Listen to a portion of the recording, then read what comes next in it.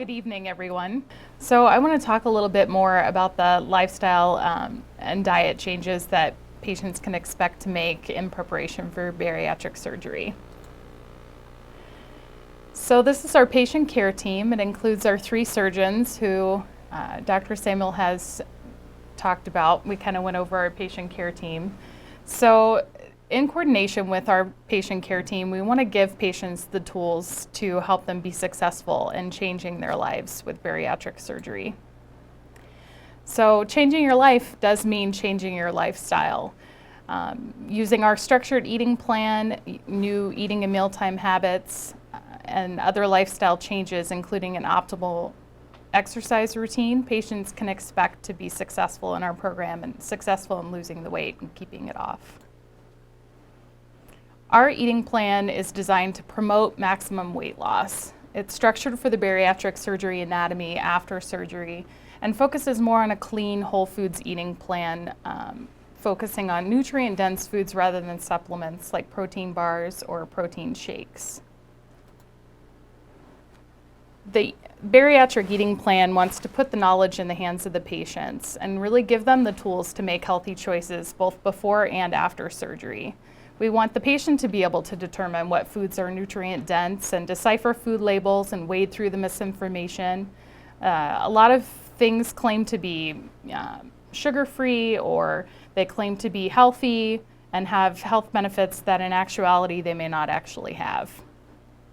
We want to work with you to fit our plan into your life as best as possible so that you can be successful. Our dietitians use this bariatric eating plan. It's an easy to use bubble format, and these sheets are going to be personalized to each patient and given to the patient, including a lengthy discussion about how to use them.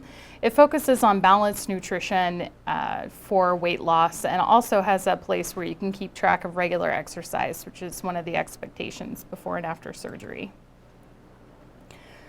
So the bariatric eating plan is structured to include 3 meals a day, which should consist of proteins and carbohydrates, as well as 3 milk or yogurt snacks between meals and no other snacking. We want you to drink 6 8-ounce cups of plain water a day with no flavoring, so no drops or powders put into the drink because it can contain acids that lead to ulceration of the stomach. We don't want any sparkling drinks, so no carbonation, no pop, nothing like that, because that also can lead to ulcers. There's acids in the carbonation that can actually cause ulcers in the stomach. We encourage our patients to keep a food diary. Keeping a food diary, including the bubble sheets or other food trackers that I'm sure you're probably aware of, like Super Tracker, MyFitnessPal, Lose It. Having that day-to-day accountability really can help patients be successful. So as I said, changing your life means changing your lifestyle. Changing your mealtime habits by following the UIHC bariatric eating plan. Also, you're going to have to eat a little bit differently after surgery. You'll have to eat a little bit more slowly, chew your food a little bit more thoroughly. Avoid drinking fluids with meals about 30 minutes before, 30 minutes after, and during your meal. You shouldn't be drinking fluids as it can stretch the stomach out. We ask that our patients stop smoking, chewing tobacco, anything that contains nicotine at least 3 months before surgery, and then you need to keep that lifelong. Nicotine can actually lead to ulcers. That is one of the major complications after surgery. Those ulcers can bleed and can lead to scarring in the stomach. As I said before, no carbonation, so pop, soda, sparkling water, beer, all of those carbonated beverages can stretch out your pouch or sleeve and can also lead to ulcers. We want our patients also to exercise at least 30 minutes a day. So Dr. Samuel was talking with a patient one time and he used the gas tank analogy, and I really thought it was helpful to help understand how eating and exercise work together for weight loss. So food is the fuel, like the gas you put in your car, and then exercise is like stepping on the gas pedal. In order to have successful weight loss and maintain weight loss, you have to do both. You have to put less gas in the tank and you have to run the car. Excess gas and minimal driving can make the gas tank and our stomachs balloon out. So exercise can be done without pain. A lot of our patients have problems that might, like osteoarthritis, painful joints, just the stress of having weight on them can be painful and can limit their exercise and their mobility.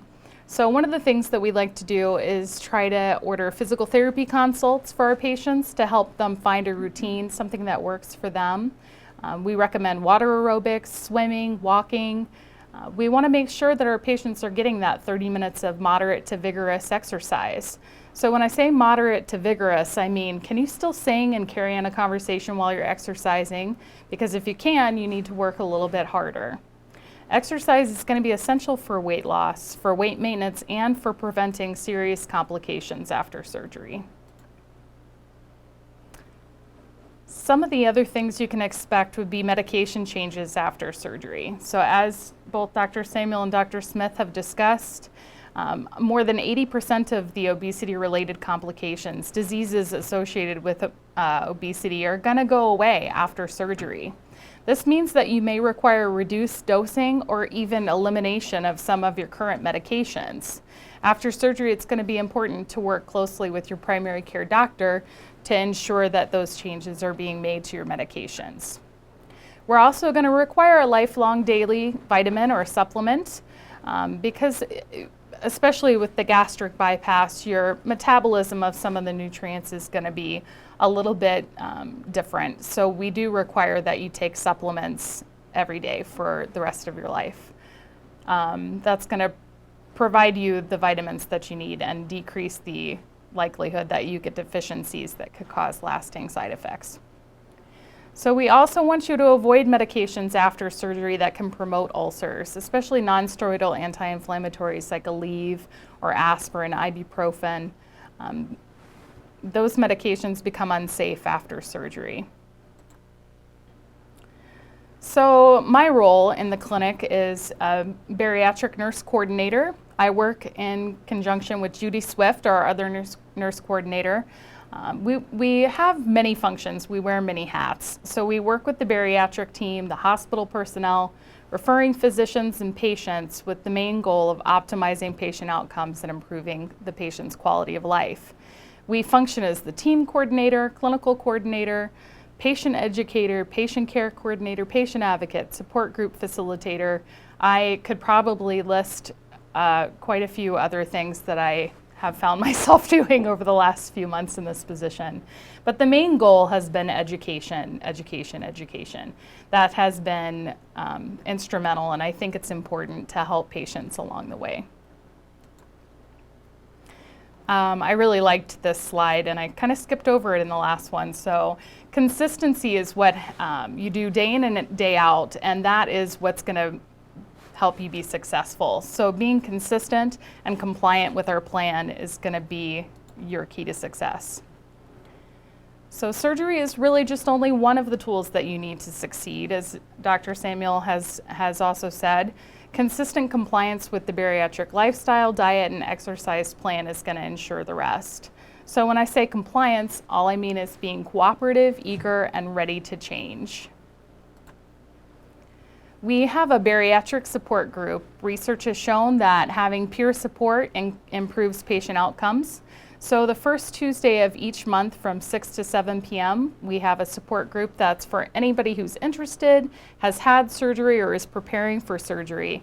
People come and share ideas. The last talk was, we had Martha, the dietitian from Hy-Vee, come and share some treats, and everyone exchanged recipes, and it was a lot of fun. This is just a list of some resources for diet, weight loss, obesity. It's just a few of the resources that I talked about earlier.